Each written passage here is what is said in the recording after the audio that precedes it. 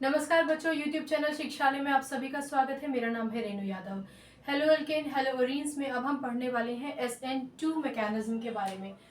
SN2 mechanism में N का मतलब होता है न्यूक्लियोफाइल, S का मतलब होता है सब्स्टिट्यूशन। सब्स्टिट्यूशन का क्या मतलब होता है? जब किसी वीक की जगह कोई स्ट्रॉन्ग ले लेता है तो वो सब्स्टिट्यूशन कहलाया जाता है, ठीक है। और यहाँ 2 का क्या मतलब होता है? 2 का मतलब है बायोमोलिकुलर। बायोमोलिकुलर का मतलब ये जो पूरा का पूरा मैकेनिज्म है ये एल्काइल हैलाइड पर डिपेंड करेगा और न्यूक्लियोफाइल पर डिपेंड करेगा। यानी rate of reaction is directly proportional to alkyl halide and nucleophile. SN2 mechanism में न्यूक्लियोफाइल का कोई रोल नहीं था, उसके ऊपर रेट ऑफ रिएक्शन नहीं डिपेंड करता था। यहाँ दोनों पर डिपेंड करेगा। आइए समझते हैं। बहुत प्यारा मैकेनिज्म है, नाम इसका SN2 है, लेकिन ये 1 स्टेप मैकेनिज्म है, एक ही स्टेप में हो जाएगा, कोई इंटरमीडिएट नहीं बनेगा। चलिए, मैं एक एल्काइल हैलाइड ले रही हूँ, प्राइमरी एल्काइल हैलाइड। यहाँ पर एक हाइड्रोजन है, ये एक हाइड्रोजन है और ये आपका एक हाइड्रोजन यहाँ पर है, ठीक। और ये है आपका हैलोजन, ठीक। आपको थोड़ा सा बड़ा इसको बना देती हूँ मैं, तो आप ज़्यादा इजीली इसको समझ पाएंगे। चलिए, हमने कहा कि यहाँ पर एक कार्बन लिया है, ये है आपका एक हैलोजन, यहाँ आपका एक हाइड्रोजन है, ये आपका एक हाइड्रोजन है और ये है आपका एक हाइड्रोजन, ठीक है। अब होता क्या है कि आप देख पा रहे हैं बहुत आसानी से, ये है CH3X। CH3X का क्या मतलब है?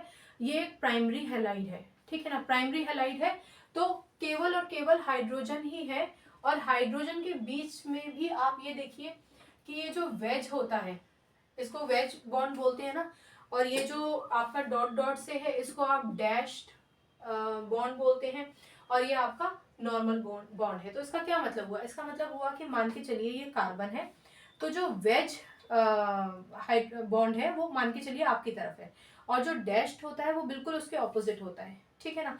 और फिर बीच में एक और हाइड्रोजन आ रहा है। समझ में आया? तो ये मैं आपको क्यों बता रही हूँ, क्योंकि ये जो हाइड्रोजन है और ये जो हाइड्रोजन है ये बहुत दूर है, और उसके बाद जो बीच में अगर आ भी जाएगा, प्लेन में जो रहेगा इनसाइड द पेपर, वो भी इन दोनों से बहुत ज़्यादा दूर रहेगा, ठीक है ना। कुछ इस तरीके से आप मान के चलिए। ये तो इन तीनों के बीच में अच्छा खासा डिफरेंस है। छोटे एटम होते हैं हाइड्रोजन के, इनके ना तो न्यूट्रॉन पास पास है और ना ही इनके इलेक्ट्रॉन्स पास पास हैं, यानी कोई भी किसी तरीके का हिंड्रेंस नहीं आएगा, ठीक। अब ये बात आप और समझेंगे आगे के लेक्चर में। फिलहाल हम रिज्यूम करते हैं। तो यहाँ इस केस में ये एक न्यूक्लियोफाइल ही है जो कार्बन के साथ जुड़ा हुआ है। यहाँ एक पॉज लीजिए और समझिए कि जितने भी आपके ब्रोमीन, आयोडीन, ये जितने भी हैलाइड आयन होते हैं ये न्यूक्लियोफाइल ही होते हैं, पर वीक न्यूक्लियोफाइल होते हैं। इनके मुकाबले OH नेगेटिव हाइड्रोक्साइड या फिर CN नेगेटिव, ये साइनाइड आयन, ये ज्यादा स्ट्रॉन्ग न्यूक्लियोफाइल होते हैं। न्यूक्लियोफिलिक सब्स्टिट्यूशन का मतलब ही है कि वीक न्यूक्लियोफाइल को एक स्ट्रॉन्ग न्यूक्लियोफाइल डिस्प्लेस करेगा, उसकी जगह से उसको सब्स्टिट्यूट करेगा। आगे बढ़ने से पहले एक और चीज समझिए, जब मैं इसकी बात करती हूँ, प्राइमरी या सेकेंडरी कोई भी या टर्शरी किसी भी सिचुएशन में अगर हैलोजन जुड़ जाता है तो असल में कार्बन और हैलोजन के बीच में इलेक्ट्रॉन की शेयरिंग हुई थी, और ये इलेक्ट्रॉन बीच में रहने चाहिए थे। लेकिन जो हैलोजन है वो इलेक्ट्रॉन नेगेटिव क्यों है? क्योंकि जो शेयर्ड पेयर ऑफ इलेक्ट्रॉन था, इलेक्ट्रोनेगेटिव कंपोनेंट ने यानी कि हैलाइड ने उस इलेक्ट्रॉन्स को अपनी तरफ खींच लिया। क्योंकि इसने इलेक्ट्रॉन्स को अपनी तरफ खींच लिया, ये हो गया पार्शियल नेगेटिव और कार्बन हो गया पार्शियल पॉजिटिव। ये आप बहुत अच्छे से जानते हैं। कुछ ऐसी ही सिचुएशन यहाँ भी होगी। हर जगह जहाँ पर हैलोजन जुड़ा है वहाँ ये सिचुएशन होगी ही होगी। तो ये हैलोजन है। अब आप देख रहे हैं कि इन दोनों के बीच में इलेक्ट्रॉन्स थे, वो इलेक्ट्रॉन शेयर होने थे, लेकिन इस हैलोजन ने उन इलेक्ट्रॉन्स को अपनी तरफ खींच लिया, जिसकी वजह से ये हो गया पार्शियल नेगेटिव, ये पार्शियल पॉजिटिव रहेगा, ठीक है ना। अब क्या होता है, क्योंकि पहला रीजन तो ये है कि आप क्योंकि न्यूक्लियोफिलिक सब्स्टिट्यूशन पढ़ रहे हैं तो एक स्ट्रॉन्ग न्यूक्लियोफाइल एक वीक न्यूक्लियोफाइल को डिस्प्लेस करेगा। सेकेंडली, न्यूक्लियोफाइल इलेक्ट्रॉन डोनेटिंग होते हैं। जहां कहीं भी ये देखते हैं कि कोई ऐसा एलिमेंट या मॉलिक्यूल है जिसके पास इलेक्ट्रॉन की कमी है तो वो उसको अप्रोच करने की कोशिश करते हैं। तो यहाँ से एक न्यूक्लियोफाइल आ रहा है, न्यूक्लियोफाइल को हमने Z से रिप्रेजेंट किया है। हमेशा इसके साथ 2 इलेक्ट्रॉन्स दिखाए जाते हैं, दो इलेक्ट्रॉन्स का मतलब है कि इसके पास एक्स्ट्रा इलेक्ट्रॉन है, ठीक है।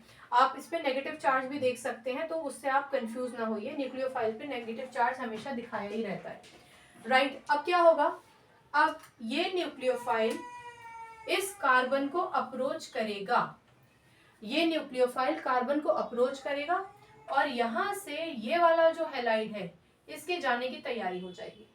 अगर आप इस तरीके का एरो देखते हैं तो आप समझ जाइए कि अब ये बॉन्ड जो है वो टूटने की कगार पे है। जब आप इस तरीके का कोई अप्रोचिंग एरो देखें, ठीक है, तो इसका मतलब है कि अब Z यानी न्यूक्लियोफाइल कार्बन को अप्रोच कर रहा है। अगर आप ये एरो नहीं देखते हैं तो कोई बात नहीं, चलिए अब सेकंड स्टेप में क्या होगा। हालांकि इसमें स्टेप्स नहीं है, बट मैं आपको वैसे बता रही हूँ कि अब क्या होगा। मुझे ये कहना चाहिए कि नाउ व्हाट। चलिए इसको हटा देते हैं, इससे कोई मतलब नहीं है। आप देखिए सबसे बड़ी बात कि जो हाइड्रोजन की पोजीशन थी, न्यूक्लियोफाइल आने के बाद हाइड्रोजन की वो पोजीशन डिफरेंट हो जाएगी, यानी हाइड्रोजन अपने आप की पोजीशंस को कुछ इस तरीके से कर लेंगे। ये जो वेज वाला हाइड्रोजन था वो यहाँ आ गया, ये जो डैश्ड बॉन्ड से जुड़ा था वो यहाँ आ गया, और जो नॉर्मल बॉन्ड था वो यहाँ आ गया, और Z जो न्यूक्लियोफाइल है वो यहाँ आ गया। और आप देखेंगे कि ये बॉन्ड बनाने की कोशिश कर रहा है, हल्का हल्का बॉन्ड बनने लग गया, और यहाँ पर आप दिखाएंगे कि ब्रेकेज हो रहा है, इसलिए आप इसको डैश से दिखाएंगे, राइट। ये पार्शियली नेगेटिव है, ये भी पार्शियली नेगेटिव है, इसका रीजन तो आपने समझ लिया। और ये अब इसको अप्रोच कर रहा है, कार्बन पार्शियली पॉजिटिव है, ऑफ कोर्स ये पार्शियल नेगेटिव है तो मतलब ये पार्शियल पॉजिटिव ही है। अब यहाँ पर ये जो न्यूक्लियोफाइल है ये इसको अप्रोच कर रहा है, न्यूक्लियोफाइल पे नेगेटिव चार्ज रहता है, अभी इसने अप्रोच करना शुरू कर दिया है, पूरी तरीके से अपने इलेक्ट्रॉन्स दिए नहीं है, इसलिए आप इसको पार्शियल नेगेटिव दिखा सकते हैं। यहाँ से Z ने अप्रोच करना शुरू किया, आप डैश से दिखाएंगे, ये बॉन्ड टूटना शुरू हो गया, ये भी आप डैश से दिखाएंगे, और ये जो है आपका है ट्रांजिशन स्टेट। ट्रांजिशन स्टेट, वैसे ट्रांजिशन का क्या मतलब होता है, ट्रांजिशन का मतलब होता है जब किसी का रूप बदल रहा होता है, उसका शेप बदल रहा होता है, उसका पूरा का पूरा जो स्ट्रक्चर है वो बदल रहा होता है। अगर यानी किसी भी चीज में जब बदलाव आता है तो आप कहते हैं कि ट्रांजिशन फेज चल रहा है, ठीक है ना। तो ये ट्रांजिशन फेज है। अब ये आप देखिए कि जो ट्रांजिशन फेज है ये बहुत ही अनस्टेबल होता है। रीजन आप देख ही सकते हैं, वो कार्बन जिसकी वैलेंसी ही 4 है, इस समय वो 1 2 3 4 5 तरफ से किसी ना किसी से बॉन्डेड हो रहा है, टूट रहा है, लेकिन है तो घिरा हुआ ना 5 से, जबकि उसकी वैलेंसी है 4, तो इसलिए ये अनस्टेबल होता है। अब अल्टीमेटली क्या होगा, देखिए अल्टीमेटली ये तो क्योंकि वीक ही है, ये न्यूक्लियोफाइल वीक ही है, तो ये तो जाना ही है, और ये स्ट्रॉन्ग न्यूक्लियोफाइल है, तो डेफिनेटली इसकी वजह से ये बॉन्ड तो टूटेगा ही टूटेगा। तो अल्टीमेटली हमारे पास क्या मिल जाएगा, हमें Z जुड़ जाएगा कार्बन से, पूरा बॉन्ड दिखाइए आप। फर्क सिर्फ इतना ध्यान देने की बात है कि ये हाइड्रोजन जिनकी पोजीशंस ये थी, अब बिल्कुल उल्टा कर दीजिए, यानी ये वेज इस डायरेक्शन में था थोड़ा सा टिल्टेड, तो अब आप इसको यहाँ ले लीजिए, ये डैश्ड वाला यहाँ था, ये एग्जैक्टली जहां था वहीं रहेगा, और ये वाला बॉन्ड जो इस तरफ फेस कर रहा था अब ये एकदम पलट जाएगा। जैसे कि छाता होता है, छाता आप पकड़ते हैं तो एकदम बिल्कुल, कई बार हवा चलती है तो बिल्कुल उल्टा हो जाता है ना, तो यही आप मान के चलिए, आप छाता पकड़ के खड़े हैं, बिल्कुल उल्टा हो गया, यहाँ पर बिल्कुल सीधा था, ठीक। तो अल्टीमेटली ये पूरा का पूरा क्योंकि उलट गया है, पलट गया है, इसलिए आप कहेंगे कि कंप्लीट इन्वर्जन हुआ है, ये पूछा जा सकता है, ठीक है। इसके अलावा क्या हुआ, इसके अलावा मैं यहाँ कहीं लिखना चाह रही हूँ +X नेगेटिव, इस पे 2 इलेक्ट्रॉन, यानी इसके अलावा ये X बनेगा, अपने 2 इलेक्ट्रॉन्स के साथ चला जाएगा। 2 इलेक्ट्रॉन का क्या मतलब, एक तो हाइड्रोजन का अपना ही इलेक्ट्रॉन था, एक कार्बन का इलेक्ट्रॉन था, जिसको लेके अब वो बिल्कुल सेपरेट हो गया है, और नेगेटिव चार्ज इंडिकेट करता है कि it is rich in electron, ठीक है ना। तो आप ये यहीं लिखेंगे, पर मैंने भी यहाँ लिखा है, पर आपको ऑफ कोर्स नहीं दिख रहा होगा ध्यान से, इसलिए प्लस करके अलग से लिखा है यहाँ पर। आप ऐसे मत लिखिएगा, आप साथ में ही लिखिएगा, राइट। अब इस पूरे प्रोसेस को देखिए, सिंगल स्टेप प्रोसेस है, कोई इंटरमीडिएट नहीं बना। SN1 में कार्बोकैटायन बना था, वो एक पूरा सिंगल स्टेप था, फिर न्यूक्लियोफाइल आया था। यहाँ ऐसा नहीं हो रहा, यहाँ पर प्रोसीजर चलता चला जा रहा है, ये बॉन्ड बनाने की कोशिश कर रहा है, यहाँ से बॉन्ड टूटता जा रहा है और अल्टीमेटली ये न्यूक्लियोफाइल जो एक स्ट्रॉन्ग न्यूक्लियोफाइल है, जो OH नेगेटिव भी हो सकता है या फिर CN नेगेटिव भी हो सकता है, कोई भी हो सकता है, आप इसको जनरली Z से शो कर रहे हैं। कई जगहों पे न्यूक्लियोफाइल आपको इस तरीके से भी देखने को मिलेगा, आप समझ जाइए वो न्यूक्लियोफाइल ही है, राइट। तो इस तरीके से हो जाएगा। याद रखने की बात यह है कि पूरा इन्वर्जन हो जाएगा। देख लीजिए, ये है हमारा SN2 मैकेनिज्म। ओके, अब इस SN2 मैकेनिज्म में दोनों चीजों का रोल था, एक तो एल्काइल ग्रुप का रोल था और न्यूक्लियोफाइल का भी रोल था, बहुत बड़ा रोल था न्यूक्लियोफाइल का। न्यूक्लियोफाइल जब अप्रोच कर रहा है तो वो इतना स्ट्रांग होना चाहिए कि वो बॉन्ड बना ले कार्बन से, और उसके बॉन्ड बनाने की वजह से कार्बन इसके साथ बॉन्ड तोड़ दे, ठीक है। अब दूसरी बात की एल्काइल हैलाइड पे भी डिपेंड करता है, ये आप अब समझेंगे ज्यादा बेहतर तरीके से। ये तो आपको समझ में आ गया। अब यहीं पे मैं आपको एक चीज समझाना चाहती हूँ।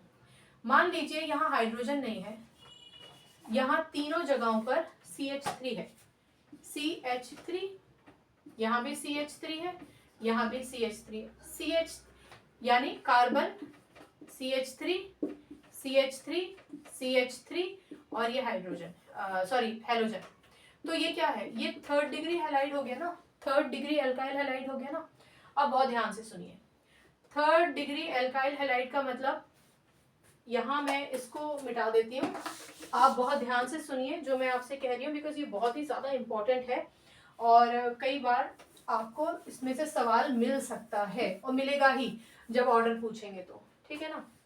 चलिए, इसको मैं यहाँ बना रही हूँ, कार्बन हैलोजन से जुड़ा हुआ है, आप मान के चलिए कि हाइड्रोजन की जगह है CH3, यहाँ भी हाइड्रोजन की जगह CH3 है और यहाँ भी हाइड्रोजन की जगह CH3 है, ठीक है। ये CH3 CH3 CH3 ये कार्बन है, और जैसे पहले यहाँ से न्यूक्लियोफाइल आ रहा था, अब भी यहाँ से न्यूक्लियोफाइल आ रहा है।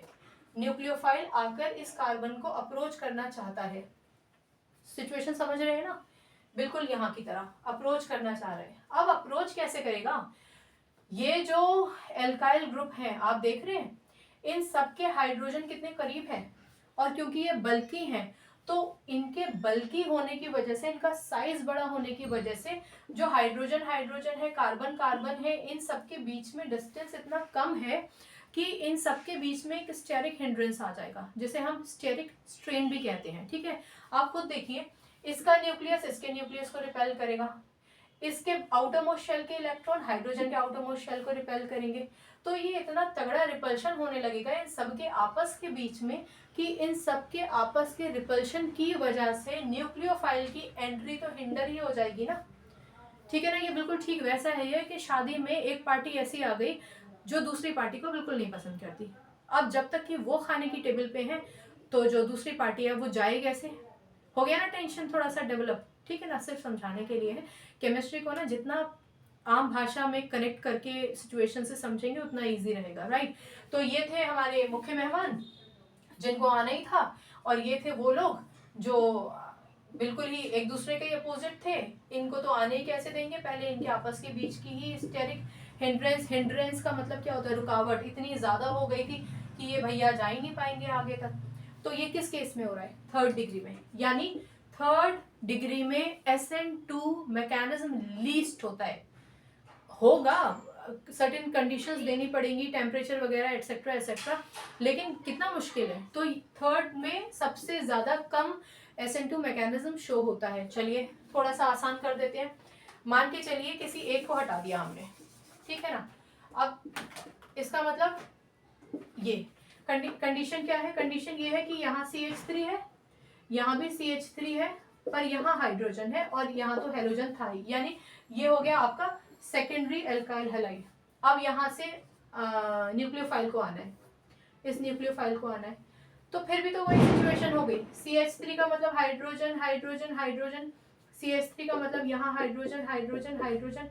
चलो यहाँ से उतना नहीं आएगा स्टेरिक हिंड्रेंस, लेकिन अगर आप देखें तो ये हाइड्रोजन और ये CH3 बड़ा कंपाउंड हो गया, बल्कि हो गया, ये भी बल्कि हो गया, करीब आ गए हैं। ये भी क्योंकि इसका साइज बड़ा है तो ये भी तो हाइड्रोजन के लगभग करीब ही आ जाएगा, तो उतना ज़्यादा रिपल्शन नहीं देगा, लेकिन ये हाइड्रोजन और ये हाइड्रोजन के बीच के जो प्रोटॉन है वो और जो इलेक्ट्रॉन्स है वो एक दूसरे को रिपेल करेंगे ना। आ गया ना स्टेरिक हिंड्रेंस। तो चलिए ठीक है, थर्ड डिग्री के मुकाबले थोड़ा आसान हो जाएगा, लेकिन है तो मुश्किल ही ना।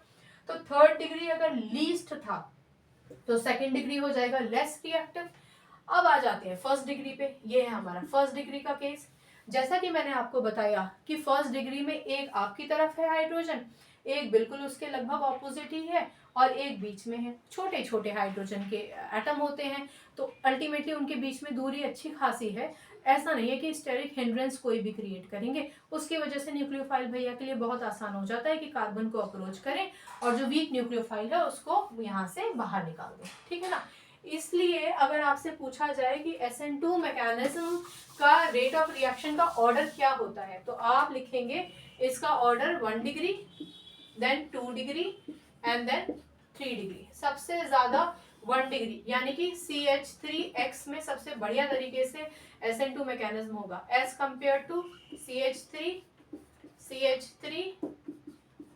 एक तरफ हाइड्रोजन है तो 2 एल्काइल ग्रुप है मतलब सेकेंड डिग्री और 3 एल्काइल ग्रुप है मतलब थर्ड डिग्री। आगे बात समझ में। स्टेरिक हिंड्रेंस बढ़ता चला जाएगा थर्ड डिग्री तक। तो फर्स्ट डिग्री में बहुत बढ़िया SN2 मैकेनिज्म होता है, सेकेंड डिग्री में कम होता है और थर्ड डिग्री में तो बहुत ही कम होता है। ये 1 नंबर का क्वेश्चन आपका पीछा नहीं छोड़ेगा कंपटीशन तक। ऑल्सो ये 1 नंबर में पूछा जा सकता है एग्जाम में। SN2 मैकेनिज्म तो पूरा ऐसा पूछा जा सकता है, लेकिन ये ऑर्डर पूछा जा सकता है 1 नंबर में। और आपको पता है केमिस्ट्री में 100 में से 100 नंबर आने के पूरे चांसेस होते हैं और मैं तो पर्सनली चाहूंगी ईश्वर करे आपके 100 में से 100 नंबर आए। लेकिन अगर आपने पूरा मैकेनिज्म क्या था वो लिखते बैठ गए और उसके बेसिस पे आपने ये कंक्लूजन निकाला कि ओके रेट ऑफ रिएक्शन मतलब फर्स्ट डिग्री, फिर सेकेंड डिग्री, फिर थर्ड डिग्री, तो सोचो आपने कितना टाइम बर्बाद किया। इसलिए कॉन्सेप्ट को दिमाग में रखिए, बिल्कुल ध्यान में रखिए कि कॉन्सेप्ट क्या था। ठीक है ना। तो आप बहुत इजीली लिख सकते हैं। फिर से बता रही हूँ SN2 mechanism single step mechanism है, कोई भी इसमें इंटरमीडिएट नहीं बनता है। ट्रांजिशन फेज बनता है, ट्रांजिशन फेज अनस्टेबल होता है, 5 जगहों से घिर गया कार्बन। ट्रांजिशन फेज में स्ट्रॉन्ग न्यूक्लियोफाइल अपना बॉन्ड बना रहा है, वीक न्यूक्लियोफाइल का बॉन्ड टूट रहा है और अल्टीमेटली स्ट्रॉन्ग न्यूक्लियोफाइल आके अटैक ही कर लेगा और जुड़ जाएगा कार्बन से। न्यूक्लियोफाइल यहाँ पर बिल्कुल ऑपोजिट डायरेक्शन में आता है, एकदम 180 डिग्री के डायरेक्शन में, बिल्कुल ऑपोजिट डायरेक्शन से आता है। ठीक है ना। बाकी चीजें आप समझ ही गए होंगे, इसको अच्छे से देख लीजिए मैकेनिज्म को। आई डोंट थिंक कि इसमें कोई भी आपको प्रॉब्लम होनी चाहिए। ठीक है। अब इसको देखने से अच्छा है कि लेक्चर को दोबारा देखिए, तो जो स्टेप बनाया था ना पूरा एक सिंगल स्टेप, उसको ध्यान से आप पढ़ पाएंगे, कनेक्ट कर पाएंगे। एक और चीज, जो न्यूक्लियोफाइल रह जाता है X जो हमने निकाला था उसको साथ में ही लिखिएगा, आगे पीछे मत लिखिएगा। राइट। मैं आपको हमेशा सजेस्ट करूंगी कि अगर पूरा थ्योरी में आता है ये मैकेनिज्म लिख लीजिए, मैकेनिज्म लिख कर मैकेनिज्म को देखकर थ्योरी लिख लीजिए। थ्योरी रट के मैकेनिज्म लिखना इज वेस्ट ऑफ टाइम। किसी भी टीचर ने कभी ये नहीं कहा कि बुकिश लैंग्वेज रटो, नहीं, आप अपनी भाषा में लिख सकते हैं, बहुत बढ़िया लिख सकते हैं। मैकेनिज्म अगर आप ठीक से लिख कर आएंगे ना तो आपको अल्टीमेटली नंबर मिल ही जाएंगे। उसको देख के थ्योरी लिख दीजिए, आप कोई रट्टाफिकेशन करने की जरूरत नहीं। शिक्षालय चाहता भी नहीं कि आप रट्टाफिकेशन करें। शिक्षालय चाहता है कि आप बस सुने, समझें, कॉन्सेप्ट को दिमाग में बिठाएं और बस केमिस्ट्री से अपनी केमिस्ट्री अच्छी बनाएं, शिक्षालय आए। आज के लिए इतना ही। अपना ख्याल रखिए, खुश रहिए, सकारात्मक रहिए। जो बनना चाहते हैं मान के चलिए आप वो बन गए हैं। पूरी कायनात आपको आपका मकाम दे देगी, आपको जो चाहते हैं आप वो बना देगी। अच्छा सोचिए, ऊंचा सोचिए। नमस्कार।